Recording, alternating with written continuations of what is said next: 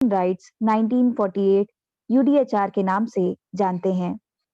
इस यूडीएचआर को दुनिया के तमाम देशों ने आत्मसात किया, लेकिन हमारा देश भारत सदैव मानवाधिकारों को महत्व देने में अग्रणी रहा। वसुधैव कुटुंबकम अर्थात संपूर्ण दुनिया एक परिवार है की विचारधारा सर्वे भवन्तु सुखिनः सर्वे सन्तु निरामया सर्वे भद्राणि पश्यन्तु मां कश्चित् दुःखभाग् भवेत् की भावना की भारत का जीवन चिंतन और शैली रहा है। आज इस अवसर पर कौशिक जुडिशियल क्लासेस द्वारा आयोजित इस वर्चुअल संगोष्ठी में हम सभी को अंतर्राष्ट्रीय मानवाधिकार दिवस पर चिंतन, मनन और वैचारिक आदान प्रदान का सुंदर अवसर प्राप्त हुआ है। इस अवसर पर हमारे साथ हैं हमारे मुख्य अतिथि Shri R Venkata Ramani ji, senior advocate supreme court of India, former member of law commission of India. हमारे mentor sir professor Satya Prakash ji, former dean faculty of law, Chaudhary Charan Singh university Meerut. Doctor Vijay Taliyan ji, higher additional district and sessions जज Etawah UP, higher judicial services. Shri Tarun Kaushik ji एवं Shri Ambuj Kaushik ji, founder and director of Kaushik judicial classes. आप सभी का स्वागत है।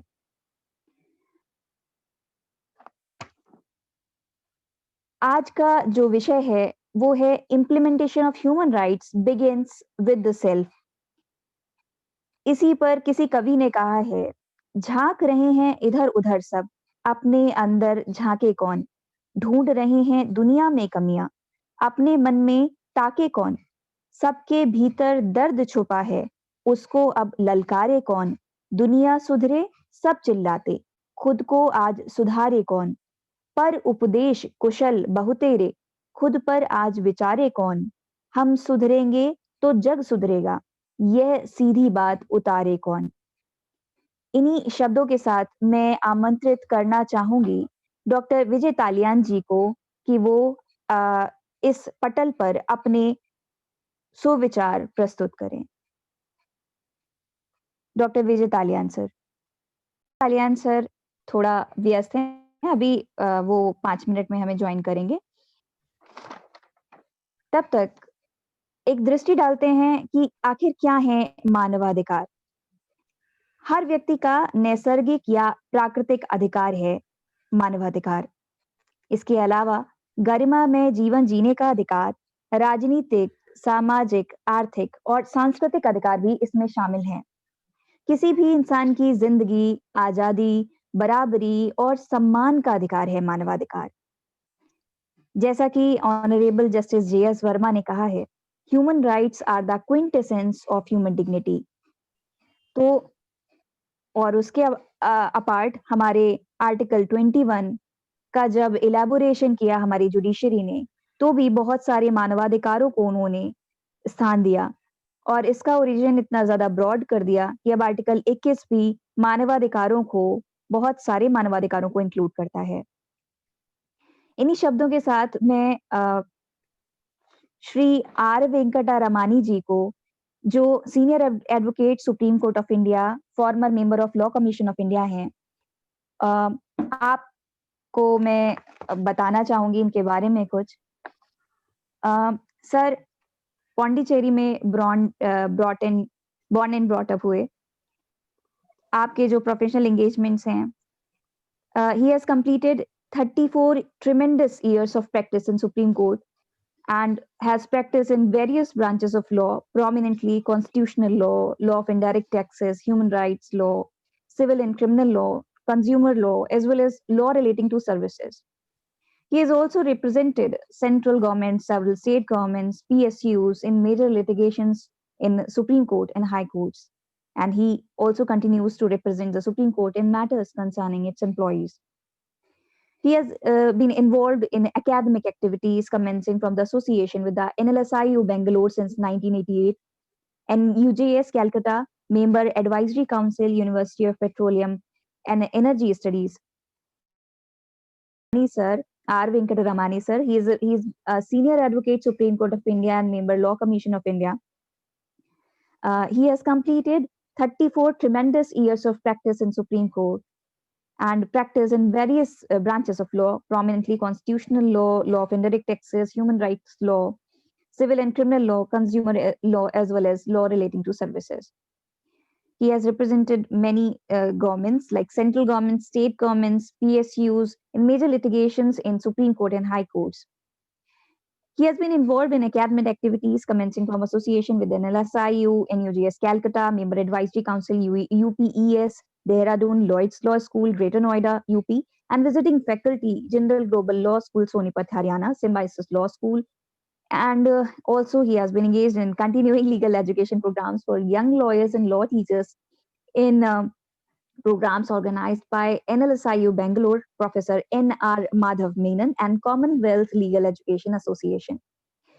He has been a resource person at the National Judicial Academy, Bhopal, concerned with reforms in legal education and in exploring new areas of legal theory and jurisprudence, such as law and science, technology, and public policy. He was enrolled in long way back in July 1977 in the Bar Council of Tamil Nadu and shifted to Supreme Court practice in the year 1979. He has been designated as senior advocate by the Supreme Court of India in the year 1997. He has been appointed as a member of Law Commission 2010 and again for a further term in the year 2013. He was also involved in Constitution Review Commission work under the chairmanship of Justice M.N. Venkatachalaya. He has also contributed to the report on setting up Equal Opportunities Commission, involved in activities of several lawyers associations as life member. To mark notably, he was also a member of South Asian Task Force on Judiciary consisting of members of SAARC nations to submit reports on conditions of judiciary, reforms in institutional structures, and conditions of service, etc., with a view to enhancing rule of law and availability of efficacious legal remedies. He has also many publications on his name. In 1975, he has co-authored a book in Tamil language on land reforms. In 1990, he authored a book on Judgments of Justice Ochinappa Reddy, former judge of Supreme Court, published by International Institute of Human Rights Society. He has also authored the volume on torts in the series of Hawkesbury Laws of India, published by Buttersworth, published articles on constitutional law, particularly concerning liberty, human rights, and role of law, legal education, and environmental law, and also a contributor to Annual Review of ILI, Restatement of Indian Law, Public Interest Litigation, sponsored by the Committee on Restatement of Laws, Joint Committee of Supreme Court of India, and Indian Law Institute. And he is currently working on a revision of constitutional law volumes of Hawkesbury Laws of Indian series. Further, in December 1997, he was entrusted with the chairmanship of the Independent Monitoring Panel constituted by the World Bank, Government of India, and the National Thermal Power Corporation to advise on monitor the rehabilitation of people displaced by the NTPC projects in UP and MP. This work has been completed now. Further, the international engagements of Sir Venkataramani includes he has been invited to speak at the workshops jointly organized by United Nations High Commissioner for Human Rights and International Commission of Jurists at Geneva on 4 to 6 March 2001. The workshop was designed to submit a report to the Human Rights Commission on the optional protocol to International Covenants on Economic, Social, and Cultural Rights 1966. He has been involved by the ICJ with its activities in the Afro-Asian region, particularly pertaining to ICESCR, associated with International Working Group engaged in drafting an instrument on the right to food following an international conference held at Berlin in May 2002. And he was invited to be involved in Nepalese constitution drafting and experience sharing exercise. I think it's a Apart long from that, sir also. Yes, sir. I thought we can shorten the lacking. and talk. I'm lacking words, sir. I also want to mention that apart from reading all these things, I can see that you have a fond in reading and writing poetry also. Yeah, like that. Yes. Yeah, sir, I would like to request you, sir, please say a few words, sir. Sure. Thank you, sir. Thank you so much. I think if you had asked me earlier, I would have requested you to shorten the introduction, which is taking a lot of time. But since I had agreed to acceded to the request made by Mr. Tarun, and we are, I think throughout the world today, people are congregating to talk about human rights and its importance in the lives of people all over the world. 50 years ago, when in 1948, when the Universal Declaration of Human Rights was adopted at international level, students of law would like to know more about what happened while this very important international document came to be drafted, debated, and then approved or adopted. It's a very interesting story. And for students of law generally, it's important for them to know that if we are talking about a constitution for our own country and then fundamental rights, and if you're also looking at constitutions being enacted all over the world in the past 100 years, and more importantly after 1948, and again more importantly after the collapse of the Soviet Union in Europe, very important lessons have to be drawn. When we adopted our Indian Constitution, very often in seminars and conferences, an important statement made by Dr. Ambedkar is quoted, namely the concerns of Dr. Ambedkar that we have now achieved political independence, but looking at the vastness of our country and the huge set of problems which the country has to resolve, he was concerned about social and economic democracy. And the Universal Declaration of Human Rights, even though it was a product of both the response of countries which were against Germany and the other totalitarian countries involved in a war, including the United States of America. And Madam Eleanor Roosevelt was heading the drafting. And you, as a student of law, one must know how important documents such as this come to be debated, deliberated, and approved. If you look at what happens in our own legislative assemblies, whether it is or a Parliament of India, and see how debates take place, the quality of debates, and then how a law gets enacted. It's a very interesting exercise. Many of us do not even follow how laws really don't get enacted over a period of time, and the kind of struggles which go behind the making of the enactment of a law.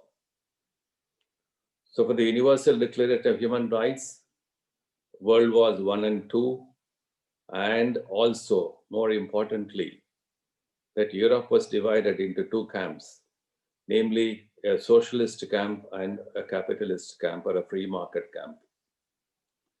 Many ideas which are drawn into the Universal Declaration of Human Rights were drawn keeping in mind that for human beings all over the world, certain fundamental freedoms are so important that without them, orderly development, peace, and the ability of individual human beings to be able to pursue what is fulfilling and good for them, that ability will not be available unless certain fundamental freedoms are also made available.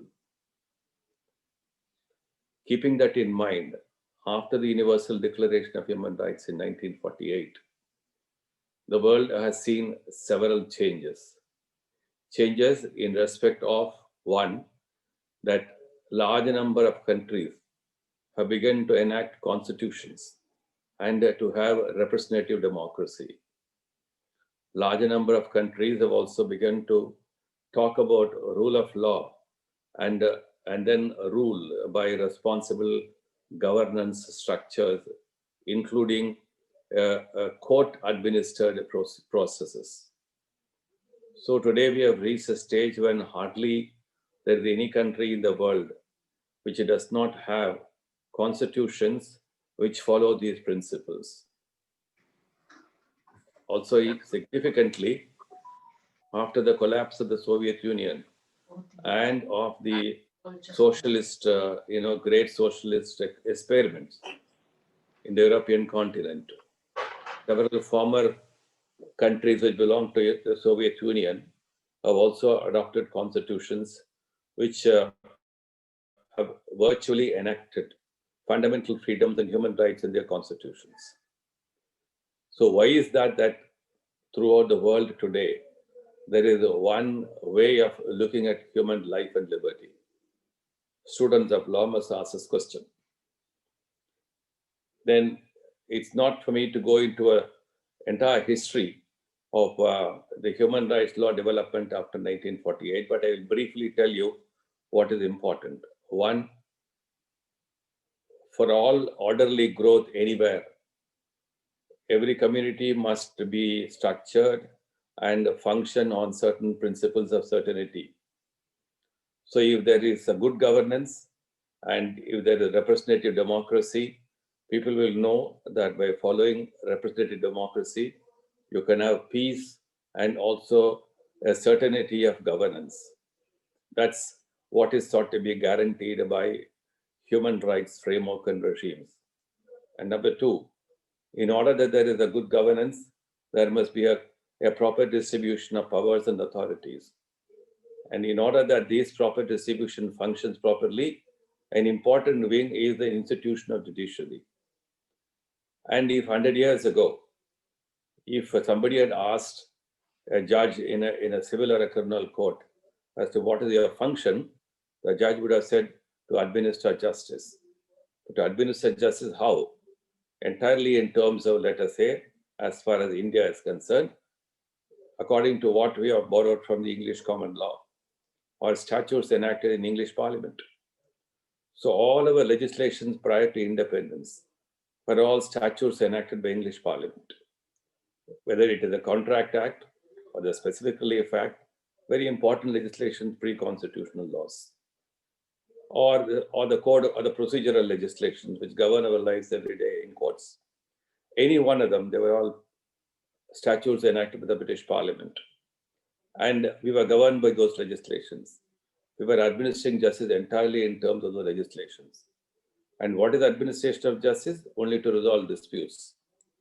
But today, resolution of disputes under the constitutional framework is not merely settling matters between two warring litigants or competing litigants.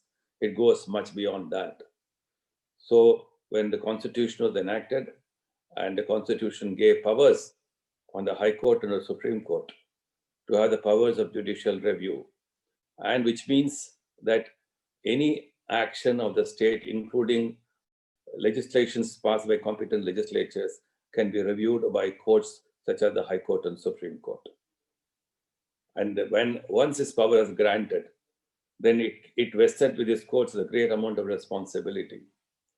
And what is that responsibility? To ensure, in terms of Article 13 of the Constitution of India, that legislations enacted by competent legislatures are not in repugnance with the constitutional fundamentals. And if they are void because of repugnance, the courts can strike them down. So two important cases, one A.K. Gopalan and one the next was Maneka Gandhi, which changed the entire orientation of constitutional deliberations. Article 21 says no person shall be deprived of life or liberty except in accordance with the procedure established by law. So when A.K. Gopalan was detained under the Defense of India rules, question was Is there not a law, which is the procedure established by law for the purpose of detaining A.K. Gopalan? The Supreme Court answered that, and in that case, yes, it said yes. If there is a law which empowers the government to detain a person even preventively, and that is sufficient as far as Article 21 is concerned. The question whether such a law should be fair, reasonable, or just is not a matter for the court. And that was A.K. Gopalan's view. But when Maneka Gandhi came in 1978, the Supreme Court took an entirely different approach. It now said all state action, in order to be in conformity with Article 21, all state action must also be fair, just, and reasonable. If the state action is not fair, just, and reasonable, then the courts can strike them down. This development, in my view, is a reflection or a product of more than 2 to 3 decades of the Universal Declaration of Human Rights and their operations or enforcements across the globe. So after 1948, we have 2 important covenants. In 1966, the International Covenant on Civil and Political Rights and the International Covenant on Economic, Social, and Cultural Rights. It's a very interesting subject to go into why there were 2 separate covenants. And if somebody were to do a research on that, you will find how, again, because of the 2 camps in Europe, namely the socialist camp and the free market camp or the capitalist camp, these ideas did find their divisions, but then much later in point of time, after 1966, in 1990, Soviet Empire collapsed, and then thereafter we see throughout the world today constitutional flourishings taking place. So regardless of this, because of this developments post 1966 and the globalization taking place entirely in terms of free market capitalism and free exchange of ideas, free movement of people across the globe, we see today an entirely different world and different from what it was in the year 1948. And why do we say that human rights are important? How are they different from fundamental rights and freedoms? And why do we say that the courts must look at human rights? Now, we wake up every day morning looking at the news headlines in newspapers. Something or other is wrong with something, either with let's say, people being subjected to brutality at the hands of police, or a woman is being subjected to sexual exploitation, or a woman is subjected to extreme violence, etc., or children, being asked to work and in contravention of laws or the constitution, or people being exploited in employment conditions, or a variety of reasons where a life and livelihood is being impeded by governmental actions. So, what is the ordered procedure by which people who have such grievances can have those grievances resolved? So it's sufficient for our constitution to talk about fundamental freedoms. We need not go beyond our constitution and talk about human rights, is one point of view. But since the courts in India work under the Constitution of India, one question arises as to, when you talk about human rights, how do we really benefit by human rights?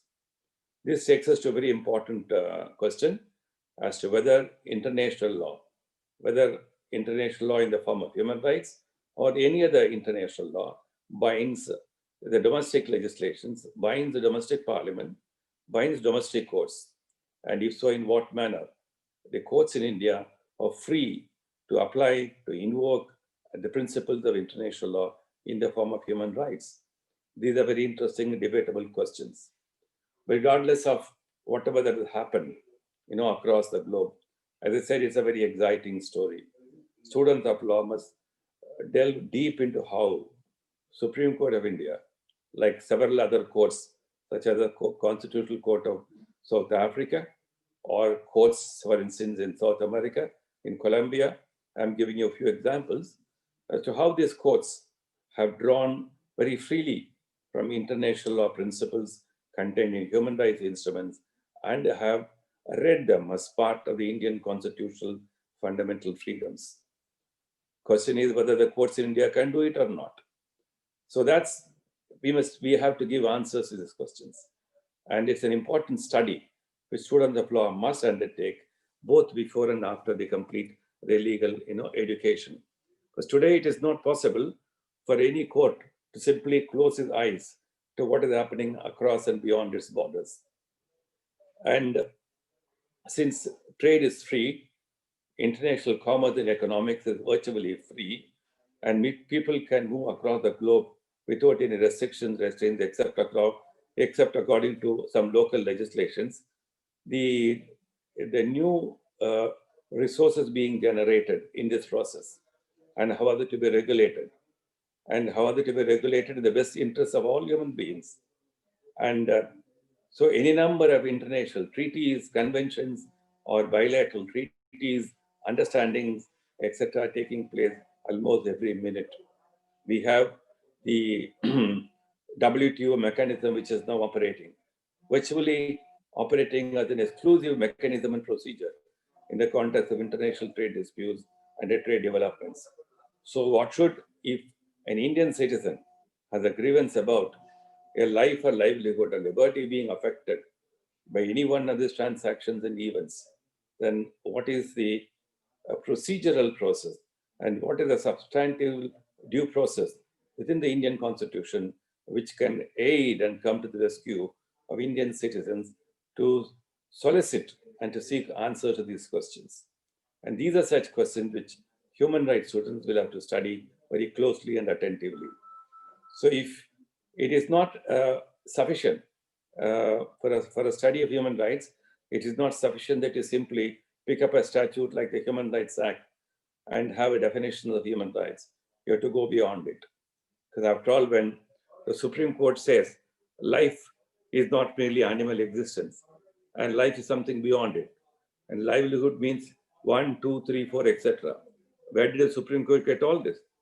The authority to say, I'm expanding the meaning of life and livelihood. So therefore, in a constitutional framework, where rule of law is important and fundamental freedoms will have to flourish, and the constitution should not be treated as a static document, courts play a very important role. And that important role, can you define them? Can you limit them? Can you allow courts to have unlimited freedom to do what they wish to talk about the constitution? These are questions which could not have been answered, let us say, from a point of view of a pre-1948 or pre-constitutional positions at all. Before we had a constitution, you go back, let's say, a country like England. England doesn't have a written constitution, but England values liberty. Probably, therefore, we have borrowed all those important principles of valuing liberty from our pre-constitutional legacy across the globe. But as I said, that is not going to be sufficient to explain or to enable or to facilitate the functioning of the courts, the legal system, and democracy and rule of law. These are very, very complicated issues which are emerging, but I'm sure, as we have seen the history of the Indian Supreme Court, sometimes going a little far, sometimes hesitating to say what exactly a right should be, given all those instances. The examples are too long, and virtually in every field of human life today, whether in the field of dignity, privacy, health, environment, education, name any one of them, the Supreme Court has declared virtually all of them are fundamental rights. And while declaring them as fundamental rights, the court has invoked Universal Declaration of Human Rights or any of those international covenants as principles of persuasive public policy. And that is how constitutional dialogue takes place today. That is how superior courts engage in deliberations in dealing with constitutional, challenges. Therefore, I invite students of law and the judges who are now entering their career that whatever you might have studied as part of your education in law, I think that's going to be hardly adequate to grapple with the kind of challenges and issues which you'll face in the real world. Because, as I said, the real world is not what it was even 50 years ago. Maybe 50 years later, or even 2 decades later, given the kind of technology changes which are happening across the globe, probably our social life would be far, far different. Nobody ever expected that, given the advancement in virtual technology, would be able to connect people across the globe in the drop of a second. But it's happening. So if a writer like H.G. Wells, who wrote the book called The Time Machine, we probably will be traveling too fast into the future with technology being available to us. But at the same time, we'll have to keep our past also in mind. Every country has great amount of contributions in the manner of its civilization, religion, culture, spirituality, so on and so forth. So when you talk of human rights, I think it's also important to keep in mind the treasure house of our past, the treasure house of our heritage, and to be able to weave and integrate all this into a new social order where women, children, and the weaker sections will be able to say that we too have freedoms without any impediments. And that's the kind of the world which poet Rabindranath Tagore talked about in his Gitanjali, where head will be held high and narrow domestic calls will be broken down, etc. So we have a very difficult task and challenging task on hand, both for lawyers, judges, and students of law, and equally so for people who wish to enter into public life and to represent people in legislative assemblies and in parliament. So let us march together and use the Constitution to build it and strengthen it further. And that will be my brief discourse and exchange of views with you today. Thank you to Tarun Kaushik and the rest of you are assembled on this virtual hall and listening to me. Thank you so much. Sir, thank you so much for such a thorough and detailed insight of the topic. It was very enlightening. And it was our privilege to have you in this webinar. And we further look forward to you for more such knowledge sharing sessions. Certainly. This year, Human Rights Day marks the 70th anniversary of the UDHR. UDHR, a milestone document that proclaimed the inalienable rights which everyone is inherently entitled to as a human being, regardless of race, color, religion, sex, language, political, or other opinion, national or social, origin, property, birth, or other status. It is the most translated document in the world, available in more than 500 languages.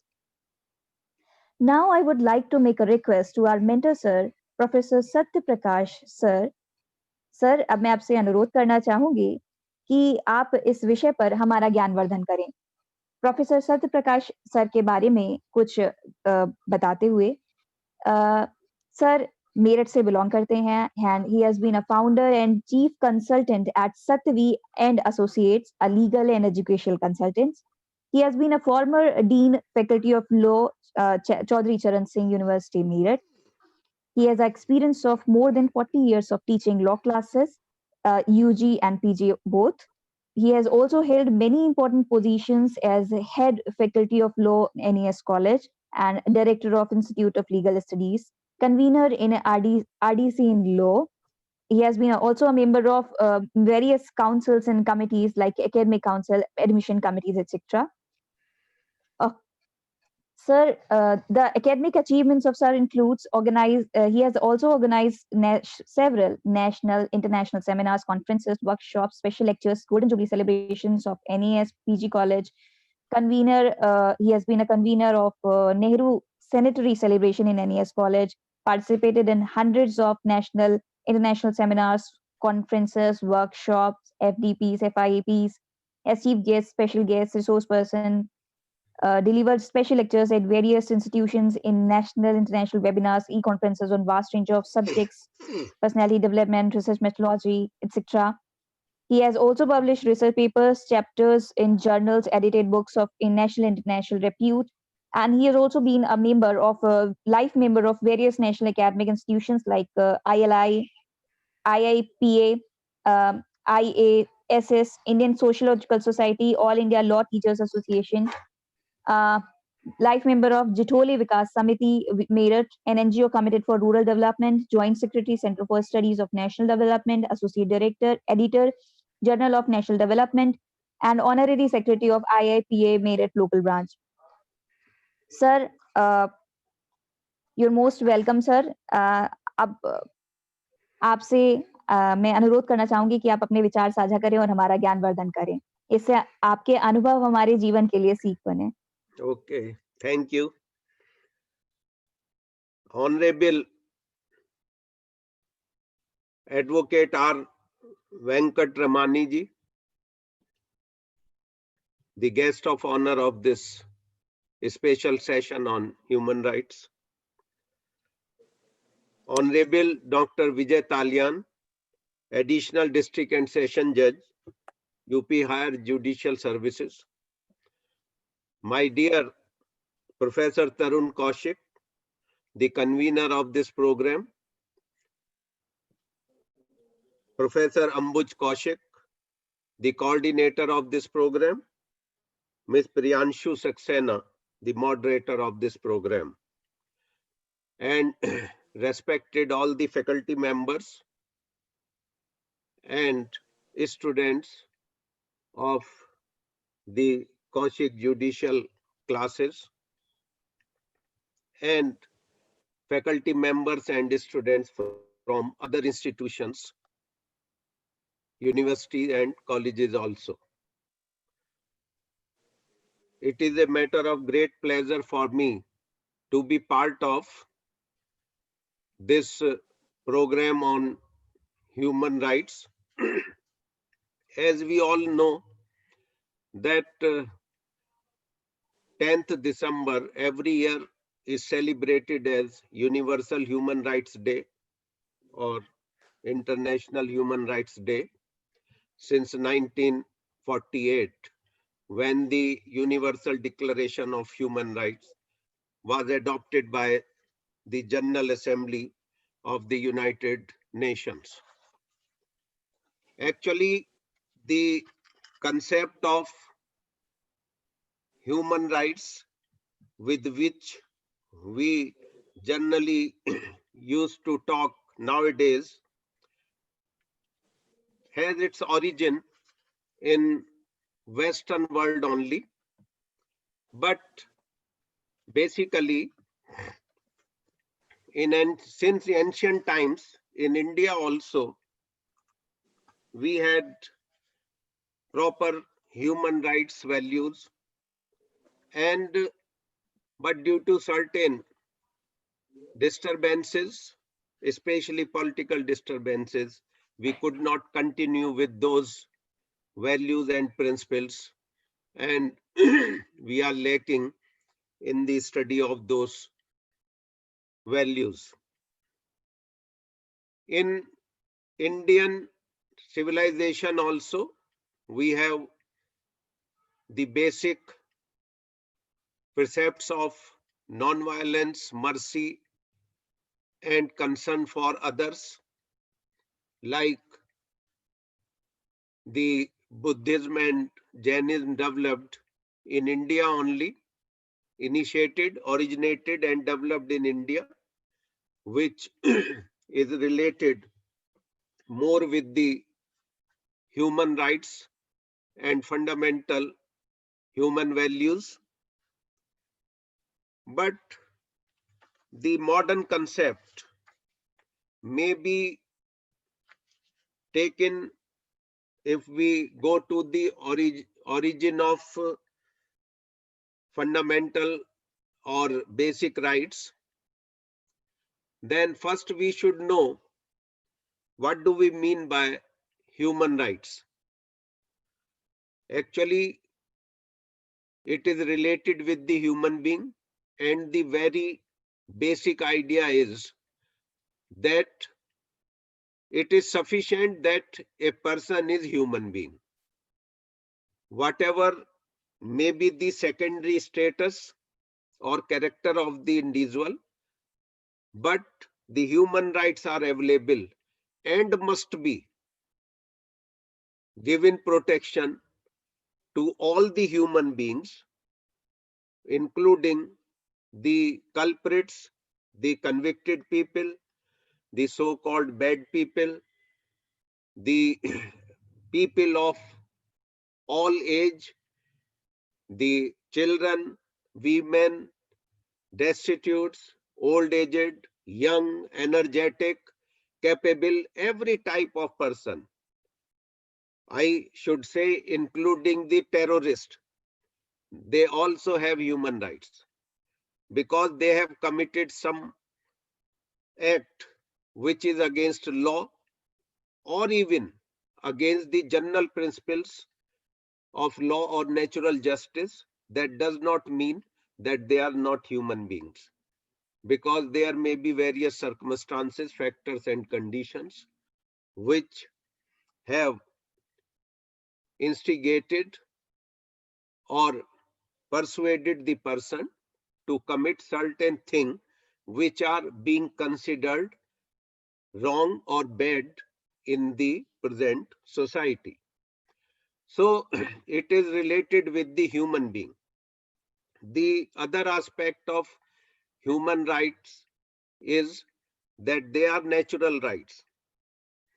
When we talk of natural law or nature or natural justice, basically in the beginning of civilization, all the people, all the individual were free to do as per their own wishes, and they have every type of right which was given by the nature.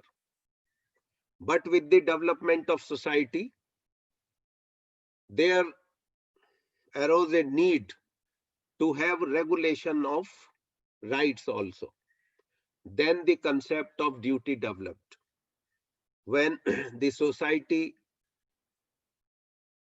in a sense which we call a regulated society or political society, came into existence, then along with the rights, the concept of duty also evolved, and the regulator of society prescribed certain basic or fundamental rights. Along with those rights, they prescribe certain duties also, so that the rights can be enjoyed without any hindrance or obstruction. So the concept of right and duty evolved. Then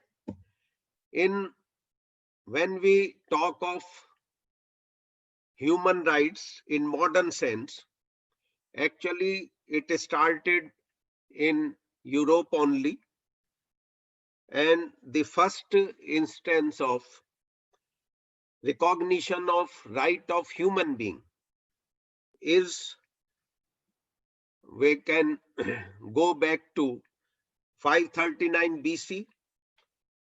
We call it Cyrus Cylinder. The ruler Cyrus, the king, the great king of ancient Persia, after victory declared the slavery as illegal. He gave freedom to all the slaves. It was the first incident of providing human rights or basic right to the people, to the so-called people from the lowest level of humanity, the slaves. Then the statutory or the we can say the clear provision may be seen in the form of Magna Carta in 1215, providing rights to the people of England. Then the Petition of Right in England in 1628, which gave equality to all people, and even the king was made a subject of law. Then the most important development took place with the independence of United States of America in 1776, and in the Constitution adopted in 1787, In America, they included the basic rights of liberty, freedom, property. And in the same sense, the Declaration of Rights of Men after French Revolution in 1789, they also included the right of life, liberty, and property.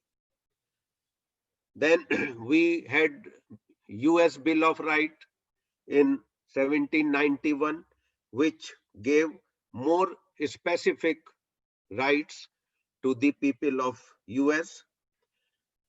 Then comes the 1948 Universal Declaration of Human Rights. The United Nations was formed after Second World War in 1945, 24th October.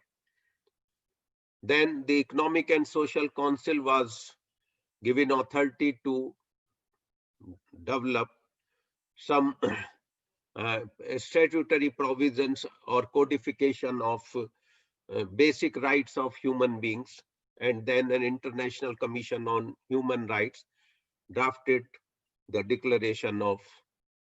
Universal Declaration of Human Rights, which was adopted on 10th of December 1948. Since then, we observe 10 December as the Universal or International Human Rights Day. The basic concept of human life and dignity developed with the Charter of United Nations, with its preamble addressing "We the people of the United Nations." It was the first international document where instead of state, the word people was used.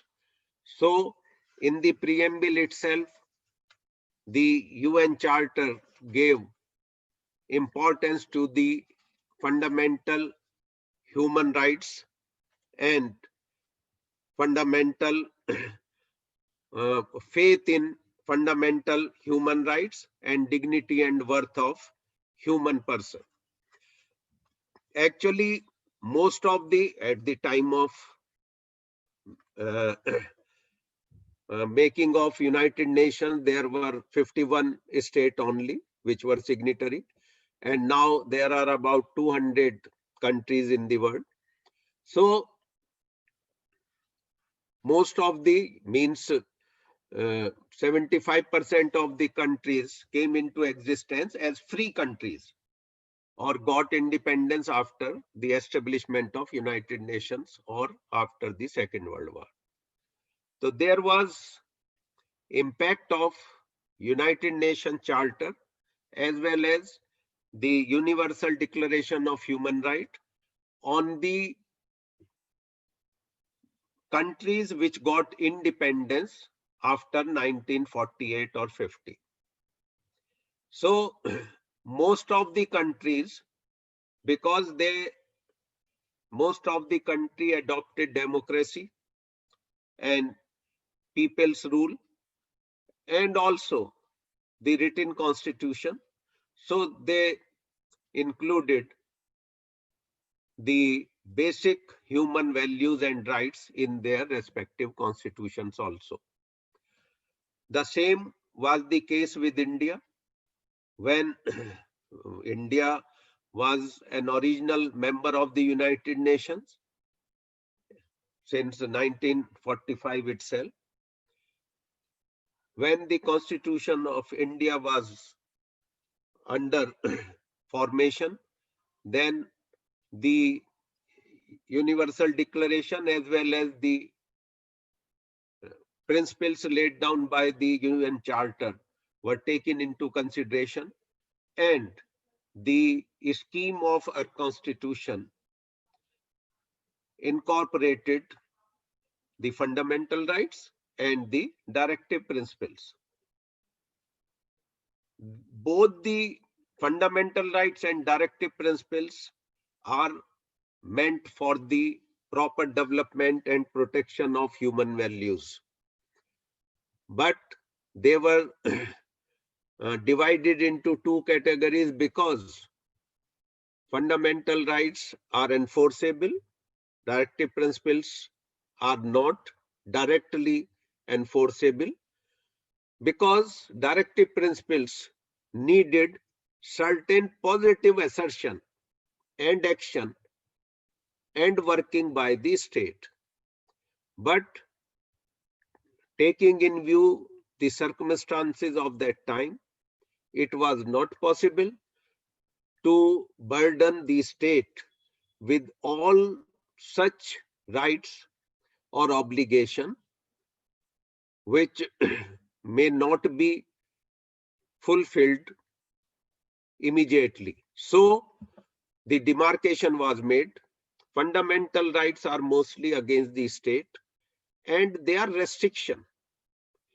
There is less affirmative value of fundamental right, the more value is that of negative or restriction on state, that state will not do such and such things, like we have in Article 13 itself, that state shall not make any law which is against or which infringes any of the fundamental right or rights given in this part 3 of the Constitution.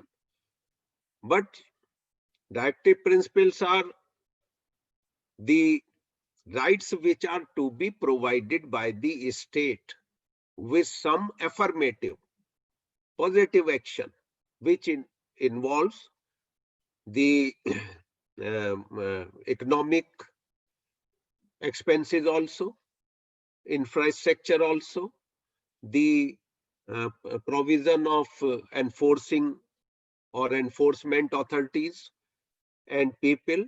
So they were left for the future government to be declared as fundamental rights. And we have a very direct example of that, that is right to education. Though it was very many times said by the Supreme Court that right to life includes right to education also, said in Unni Krishnan case also in 1991 or 93. But it was very difficult to make it a fundamental right. Therefore, it took more than 50 years for education, right to education to be included in fundamental right. It was declared fundamental right under Article 21, capital A, in 2002 by 86th Amendment. But even after that, because it had many obligation, responsibilities and liabilities on the state, therefore it took 8 years for implementation. It was implemented with effect from 1st April 2010. So this I just want to explain that there is difference between fundamental rights and directive. Initially, this right to education for children between 6 and 14 was given in under the directive principles, because that needs many resources, activities, affirmative action by the state. So as an example, I have given this, that why certain rights are given under directive principles and not under the fundamental rights. Initially also we have right, like we have certain rights which are given for the accused under Constitution in CRPC also. We have free legal aid for pauper suit in CPC also. But they were given a special mention under directive principle, free and free legal aid and legal services to the people. So these all basic human rights were adopted in the written constitution, which came into existence after the Second World War or after the Universal Declaration of Human Rights. Then the Universal Declaration of Human Rights has 30 articles. Later on in 1976, 2 covenants were also adopted by UN General Assembly. The Covenant on Civil and Political Right and Covenant of Economic, Social and Cultural Rights. In those covenant also, social, economic and covenant on social, economic and cultural rights has provided more responsibility on the state than the civil and political right covenant, because generally in most of the recently or countries got independence in 20th century, civil and political rights are provided to most of the people, like right to vote, right to participate in political development or political activities, right to be part of the government. But social, economic and cultural upliftment and fulfillment of right is more difficult. Therefore, this covenant is assertive and positive in nature, and it imposes more responsibility on the state concerned. So the point is that how these are the various things, or we can say that how the fundamental rights or human rights may be different. Human rights have a general concept. Every right related to any individual is human right, but fundamental rights are only those prescribed by the fundamental document of the country. In all the countries, whatever country may be, including India, and they are enforceable. And on the third place, there are directive principles of state policy which are not enforceable, but which are also important for the development of human beings.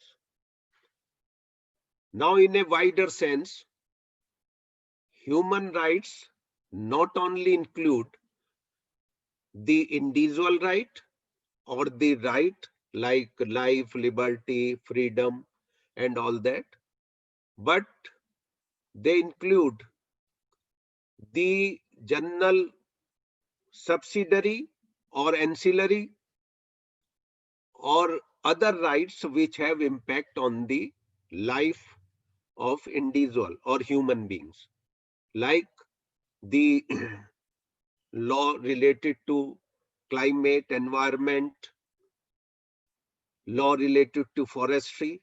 Human beings are affected by ecology, by flora, fauna, by the forestry, by animals, by birds, by all the living beings, including plants, by every product, including the industrial or agricultural or any type or fishery or domestic animal, pet animal.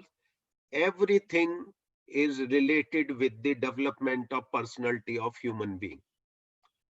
So in present scenario, I must say that human rights include all the rights, every right which has a slightest of impact on the development of human being, right from the birth of the child and till the death of human being. So we need in Universal Declaration of Human Rights, only rights directly related with the human beings are given. And it is more than 70 years back. At that time, only human values, fundamental human rights were important. But nowadays, everything related with the human being is important, rather more important than the human being itself. Because, for example, if we did not have this system of online connectivity, then what we would have done? So we would have been in depression. We would not been able to link each other. We would not be able to have connection with the students, to have education of students. So everything which is related with human development must be covered under the human right sphere and must be protected in the same sense that like we protect traditionally the right to life, liberty, or this freedom of speech, expression, assemble peacefully, and equality and all that. So for implementation, actually, generally in developing countries like India, from the very beginning, the state machinery relied on the framing of certain laws, but less importance was given with the proper working and implementation or enforcement of laws. Therefore, we could not develop into a better society. We used to call ourselves developing, or some of them with more enthusiasm say that we are developed, we are leader of world, we have been leader of world, leader of universe, and again we would be leader of the world. But I don't think so, because we are lacking in the practical aspect of working. We have several laws, rules, regulations, and we have seen it in the recent 8 to 9 months of pandemic and this disastrous event. So we could not have practical regulation of the things, whether it is related with the so-called migrant labor, with the people, or maybe I should say with the declaration, most non-practicable aspect, declaration of complete lockdown for 21 days on a notice of 3 to 4 hours only. At 8, between 8 and 9 p.m., the authorities declared that from 12 midnight, there would be complete lockdown. No one will be allowed to move out of the house. So we are lacking in practical aspect. We can have proper laws or regulation. Even all the machinery of a state, whether it is legislature, whether it is executive, whether it is judiciary, you must be having watch on the Kisan movement for the last 15 years. They are protesting, whatever may be the view. But we are lacking in negotiation. We cannot judge from here who is right, who is wrong. The process, how the three Kisan bills were passed in the parliament, in Lok Sabha or Rajya Sabha. So that is before us, that so much important legislation were passed in 48 hours without deliberation, without referring to any. In LLM, we used to study legislative process, methods of legislation, that there are several hearing, first hearing, second hearing, reference, or the bill is to be referred to the select committee or joint parliamentary committee, or it should be put before the public for general comments, like we had national education policy that was expressed to the public for general opinion and comments.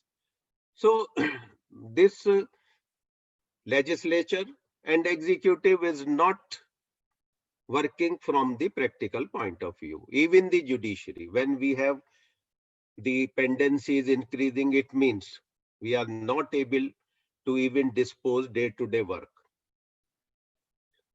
Therefore, pendency is increasing. Otherwise, it should remain constant or decrease if we are doing better than past.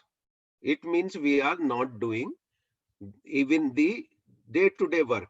So the practical aspect is very alarming and poor, and it should be rectified without delay. Otherwise, there would be more gap between theory and practice, and it is always harmful for any developing society. Now, as the law scholars, students, teachers, or people related to law, we should try to create awareness among the people about the fundamental rights, fundamental human values, including the duties. Unless we can make people aware about the duties, there cannot be enforcement of fundamental right or human rights, or whatever you may call them, or from my angle, any right related with the betterment, development, and progress of human beings, because it cannot be attained through any administrative or legal or judicial or legislative act. We are lacking in, we are having wonderful constitutional law, but we are lacking in implementation or following administrative law and public administration. So the students, the scholars must create awareness, must try to defend the human rights of others first, then their own right. But we generally start with our own right and do not care for the rights of others. So with these words, I would like to thank organizers, especially Tarun Kaushik and Ambuj Sharma, for giving me this opportunity to interact with the upcoming academician, judicial officers, and law scholars. And thank you very much, and all the best for everything in life, especially for academic pursuit. Thank you. Sir, it was our privilege to hear these enlightening and awakening words from you. Such a detailed analysis of the topic, touching all the concerned corners related to the human rights you have covered. And it was such a great experience. And thanks you again, sir. You took us to the journey of human rights from ancient Persia to the modern world. Thank you so much. Nelson Mandela once rightly said, to deny people their human rights is to challenge their very humanity. This year's Human Rights Day theme is Recover Better, Stand Up for Human Rights. It is linked to the COVID-19 pandemic with the focus on the need to building a back better by ensuring human rights are the center of the recovery efforts. Now I would like to request FCS Deepak Sharma sir to share his valuable views on human rights. Sir Deepak Sharma sir is in present occupation in he's working as a director in Strategic Legal Services Private Limited and Cyberstatics Techno Legal Solutions Private Limited. Legal consultancy companies dealing in corporate law matters, mergers, restructuring, takeovers, IPR, cyber laws. He's also a partner in Messrs. Sharma Jain and Associates, a firm of practicing company secretaries. Uh, he is also a fellow member of Institute of Company Secretaries of India and also an LLB and a master's in commerce. He also has an experience of total 16 years of experience providing advisory services to corporate and providing legal and financial opinions. He has worked for both Indian and multinational companies. He has been a speaker on many subjects relating to corporate laws, legal and secretarial audit, doing business in India, listing and audit, corporate restructuring. He also deals in international joint venture agreements and due diligence processes. Mr. Deepak Sharma has been associated with Meerut chapter of ICSI for 12 years as a chairman. He has been taking lectures both for CA and CS professionals. He has also been a speaker on various topics like CSR, pre-certification, corporate law, secretarial audit, and he has been associated with ICSI for taking sessions in MSOPs, listing agreement, annual return board, and many more.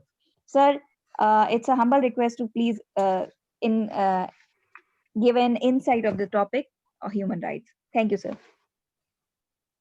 Thank you so much, all the organizers, especially Tarun Ji, who is my younger brother, and he requested me to speak on the topic, which is invariably has been very well crafted and narrated by my previous speaker, the learned speaker, and those words are really education, real education for me as well. Human rights as such was my academic interest, is not my professional approach, but we all, I think, cannot avoid those circumstances where it is being maybe misinterpreted or misstated or illegally taken up. Actually, I must say that India is a country of vast culture and dynamism, and under these dynamism, whenever we talk about human rights, I think one has to refer a very novel document drafted by the United Nations. And United Nations was very clear from the very inception that they have to work for the human rights. But my London speaker, his last words are really good enough to narrate the real story behind it. That as far as the awareness of human rights are concerned, development of progress of law concerning the human rights are concerned. So those are really dominating in nature, but who will follow? So you and me have to follow, and all the legislative histories and law, which is having the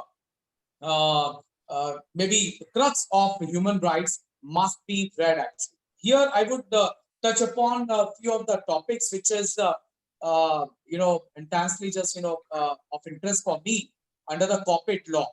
So when you study corporate law, especially section 135 of the Companies Act, so it talks about corporate social responsibility. And whenever we have to talk about corporate social responsibility, CSR, so it was a very noble objective globally, but it was adopted by Indian corporate and Indian corporate houses through a legislation on it. So they first incorporated these provisions in 2013, and in the Companies Act 1956, which was our first Indian Companies Act, it was not having any sort of a provision regarding that.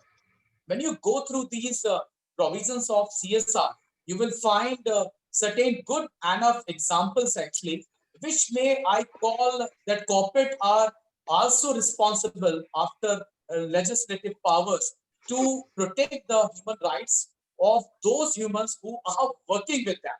So that is something. Like for example, when you talk about United States, it values free speech as the most important human rights, with the right to vote, which is coming third, but right to a fair trial, which is also a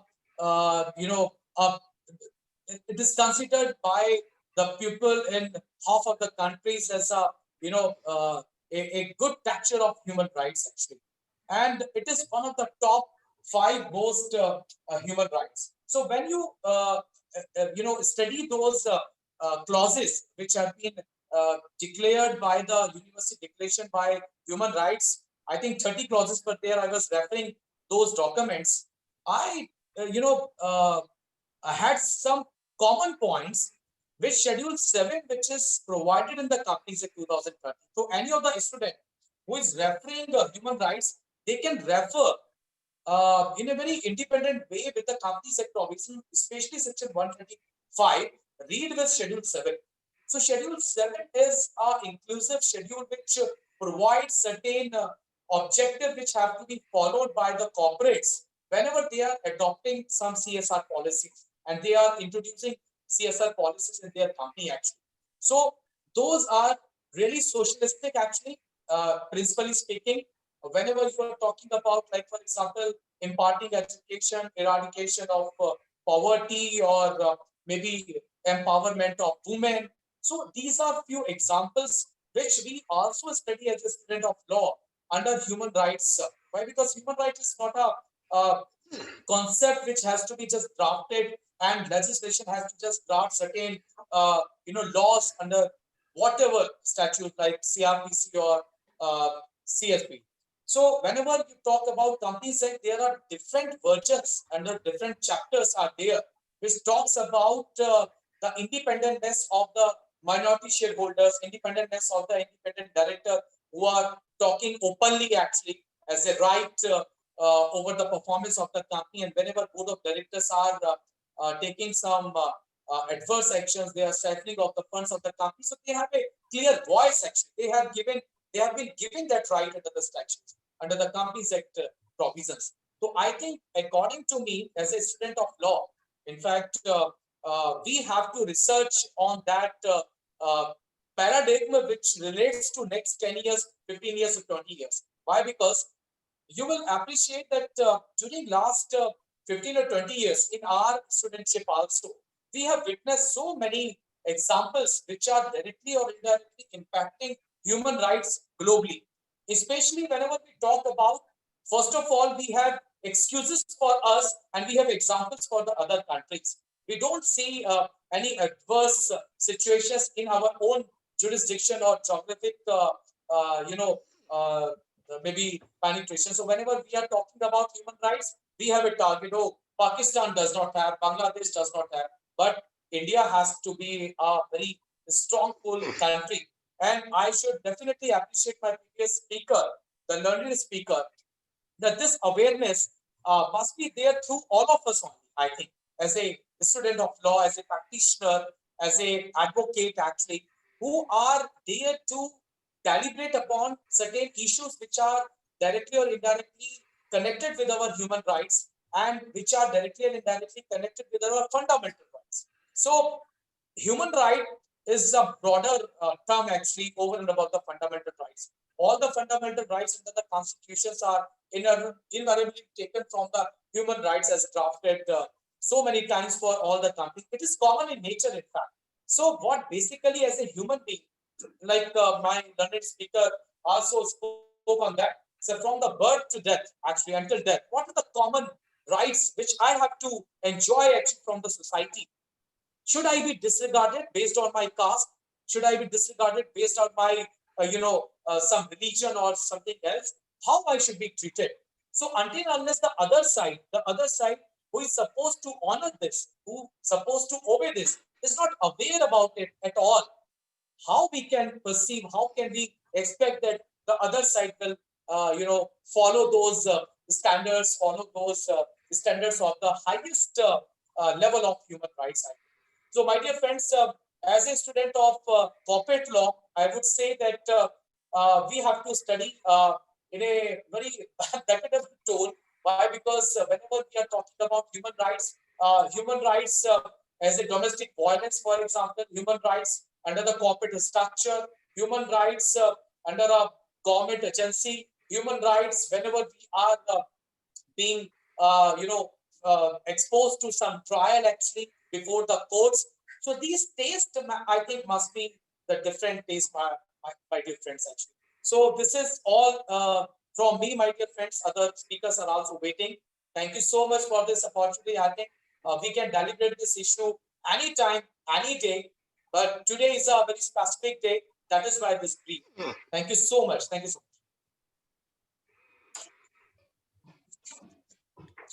Over to you. Thank you, sir. It was such an awesome experience to hear from such a remarkable personality like you, who have such a vast experience in the field of corporate laws. How beautifully you have explained the importance of corporate social responsibilities in respect of human rights is outstanding. Thanks again, and we look forward to you for more such worthy sessions. Thank you, sir. Let's see what is the significance of Human Rights Day 2020. This day is more important than other years as the COVID 19 crisis has been fueled by deepening poverty, rising inequalities, structural and entrenched discrimination, and other gaps in human rights protection. It is only possible to close these gaps and advance human rights by ensuring to build a world that is better, more resilient, just, and sustainable. However, I would like to mention what UN organization has said. We will reach our common goals, global goals, only if we are able to create equal opportunities for all, address the failures exposed and exploited by COVID-19, and apply human rights standards to tackle entrenched, systematic, and intergenerational inequalities, exclusion, and discrimination. With these words, we would like to wind up our session, but in the end, I would like to request Sir Tarun Sir and Amut Sir to kindly say a few words as a vote of thanks to all the dignitaries present here. Over to you, Tarun Sir. Thank you, ma'am. It's a great pleasure to me that I am with my mentor Satya Prakash sir and big brother Deepak Bhaiya and Ramani sir.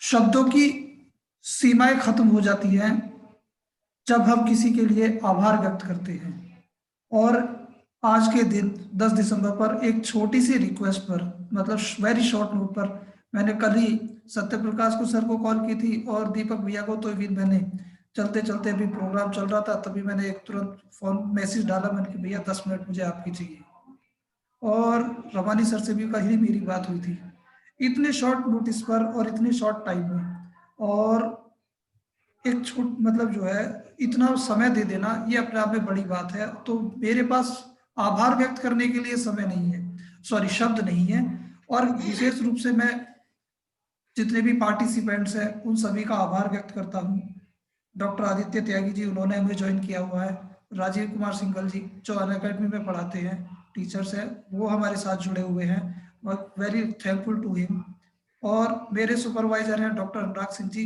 मैं उनसे भी एक बार request करूंगा कि 2 शब्द हमारे लिए जरूर कहें बच्चों के लिए क्योंकि ये बच्चे बहुत उत्सुक हैं अच्छा 2 शब्द डॉक्टर अनुराग सर का आभार व्यक्त करते हुए और मैं विशेष रूप से सभी का हृदय से धन्यवाद करता हूं और आशा करता हूं कि इसी तरीके से आप सभी लोगों का आशीर्वाद मुझे और इन बच्चों को जो इस कौशिक जुडिशियल क्लासेस से जुड़े हुए हैं और लगातार मेहनत की ओर अग्रसर है और अपने भविष्य में कुछ कर पाए इसी आशीर्वाद की आकांक्षा में सभी की तरफ से मैं अपने बच्चों की तरफ से सभी का विशेष रूप से आभार व्यक्त करता हूँ धन्यवाद thank you sir thank you sir thank you all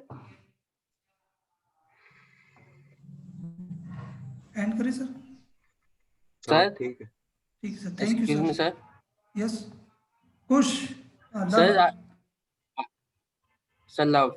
हाँ लव बोलो। Sir, I love. would like to address one question to Prakash sir. Okay हाँ। Okay okay, very good very good sir. ये बच्चा है, ये ठीक दो है। बच्चे हैं सर, ये लव एंड कुश, ये सर ट्विंस है, दोनों ही अच्छा, बच्चे जी। ठीक है। हाँ, Good evening, sir. Good evening. Sir, safeguarding of human rights is the paramount function of a democratic state. Then, sir, why is that the watchdog of human rights in India, the National Human Rights Commission, even after 27 years of its coming into existence, still remains a mere recommendatory body? Okay. Actually, as I told you,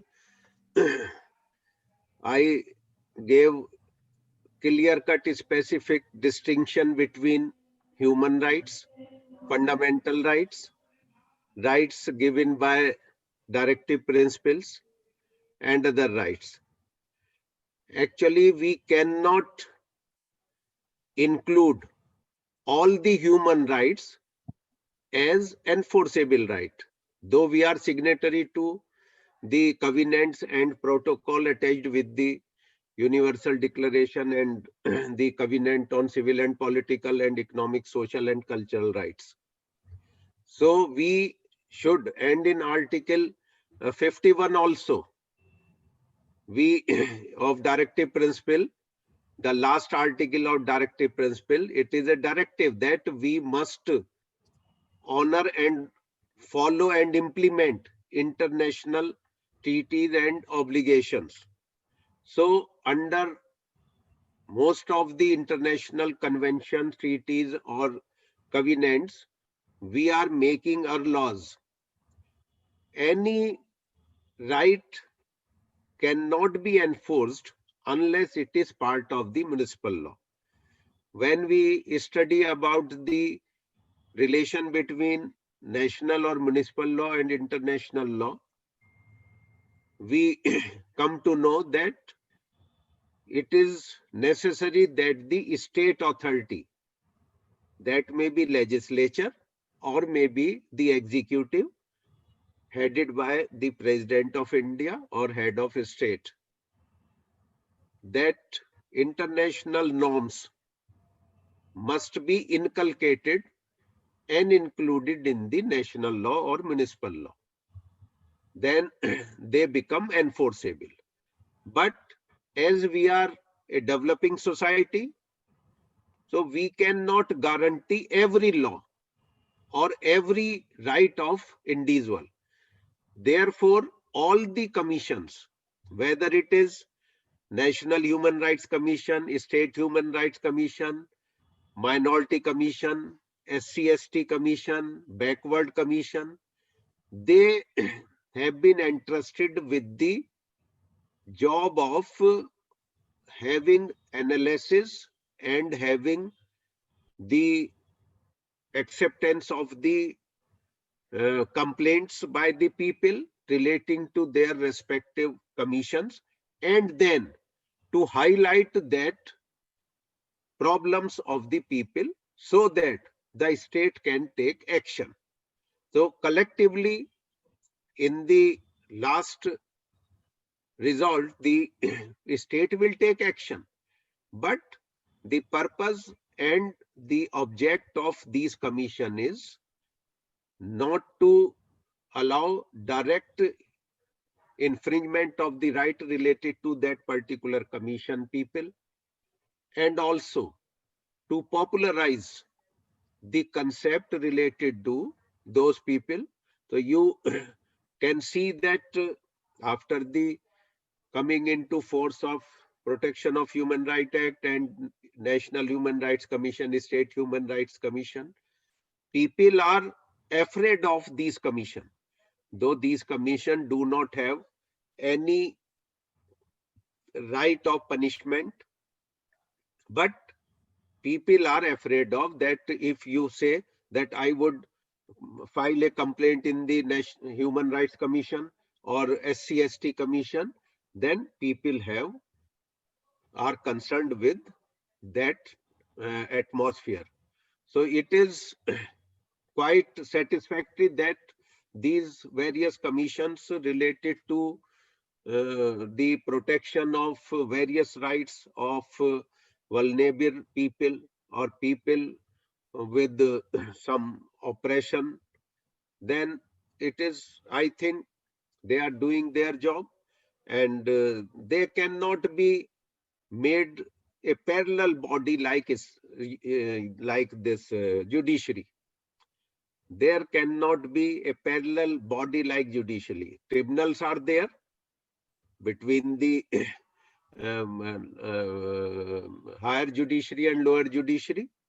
So for certain matters we have tribunals, but these type of commissions are having the value relating to impact of those and education also. The National Human Rights Commission organize training program. You can have training or apprenticeship in National Human Rights Commission also. It is from the duration of 1 week to 3 months. So you can apply for that and join there.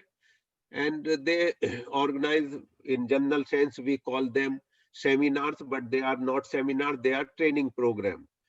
That may also be of 1 day, 2 day, 3 days. So they are funding also. So this is the purpose of these commission, and I think they are doing their well, whatever they can do. But we cannot create parallel agencies for specific things, like we have created special codes for special offenses. It is also due to the recommendations and by such type of commission that we have special codes for certain crimes or offenses.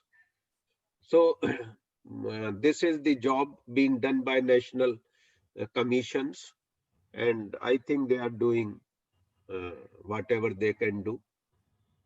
Understood, sir. Thank you, sir. Okay.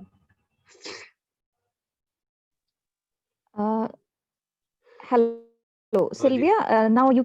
Sylvia would also like to ask a Okay. question from Satyaprakash sir. Sir, Sylvia, please ask your question. Sure, ma'am. Thank you so much. First of all, good evening, everyone, and I would like to thank Tarun sir for organizing such a webinar where we all could enhance ourselves with a deep knowledge about human rights. Though everything has been mentioned and many doubts have been cleared, sir, but I just have a very simple question to ask.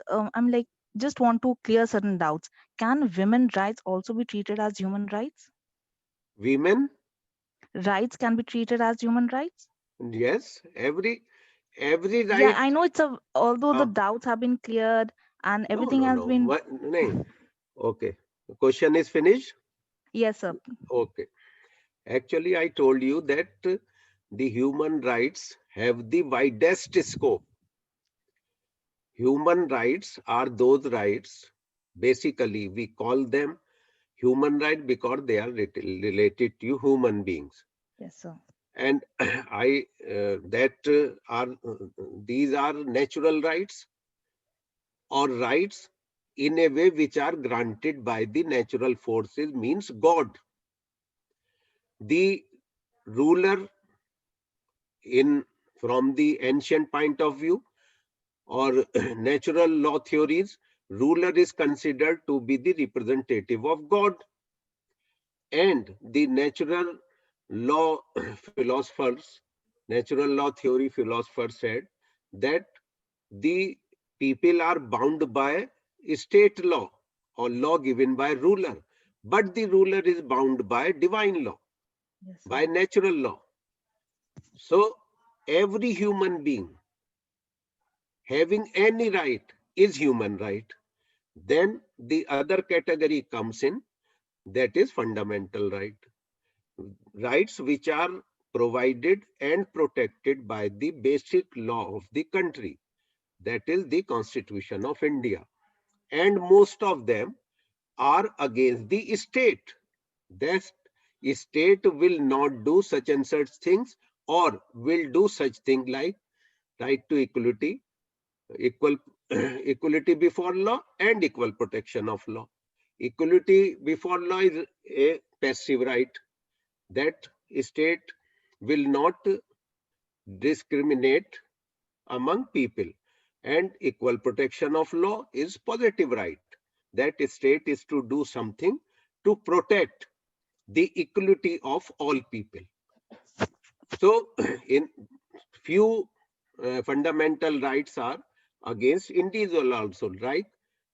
Under Article 17, right against untouchability.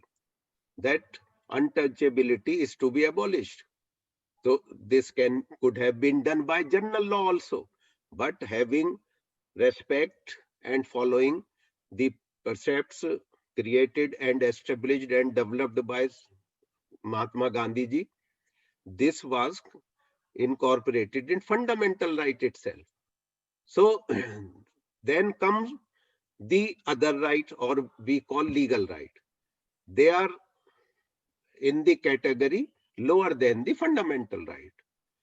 Then these are the other rights, like right relating to women, matrimonial right, right relating to employment, right of the child, right of maintenance, so family law, and the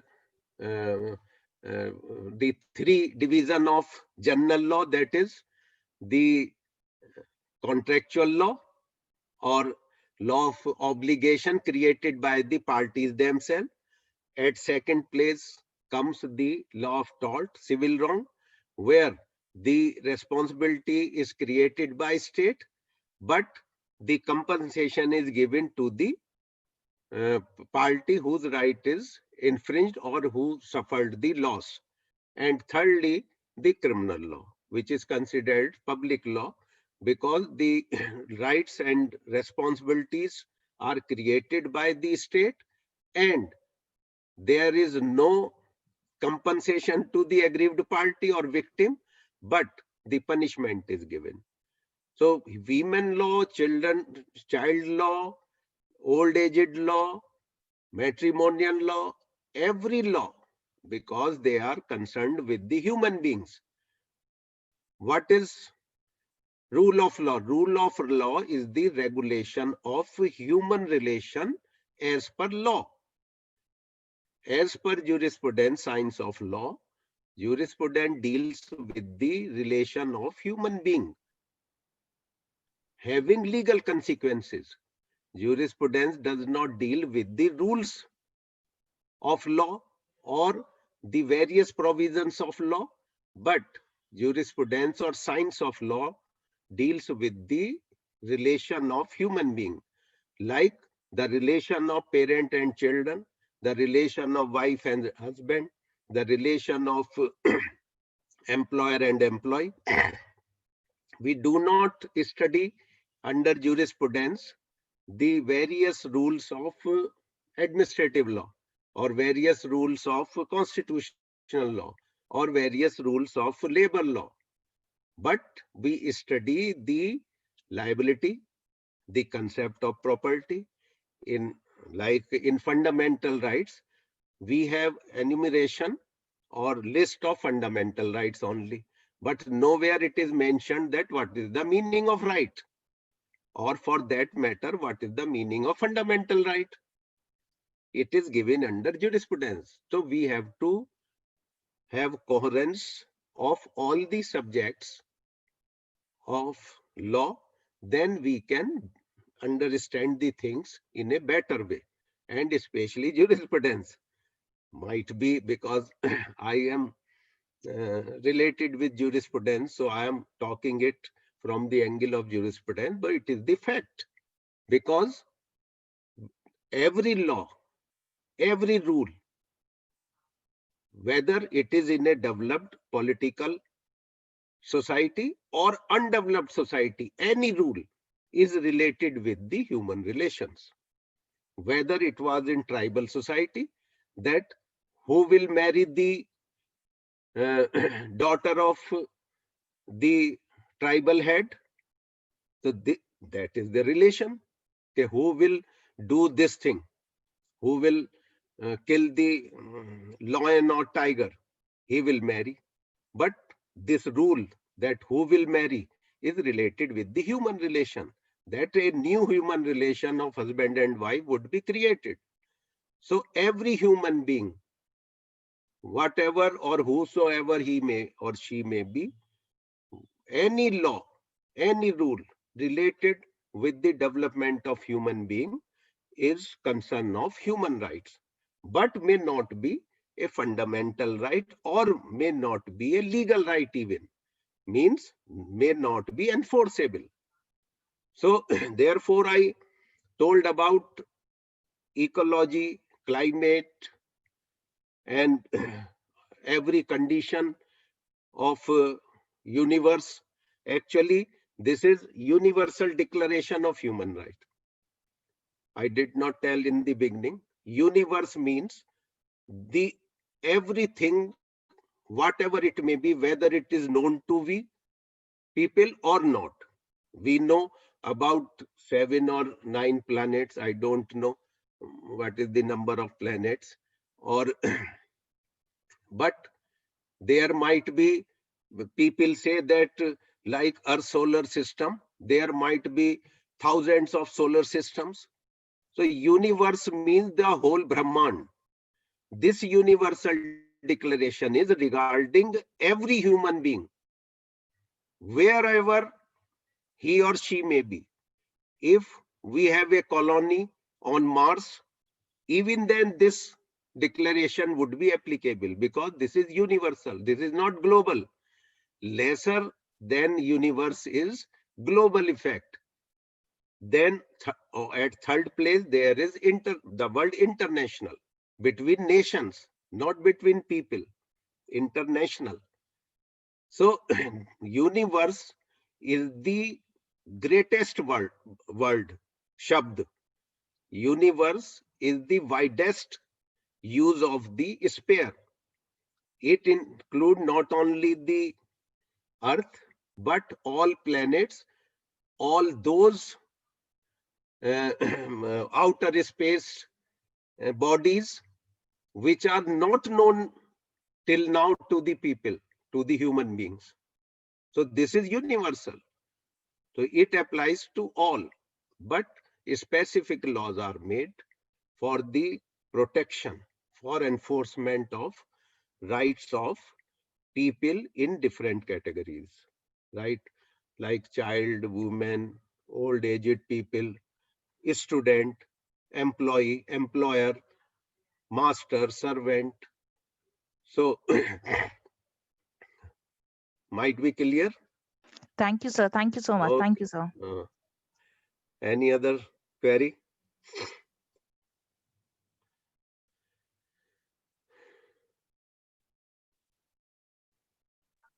Any other student who has a query can ask sir question, please.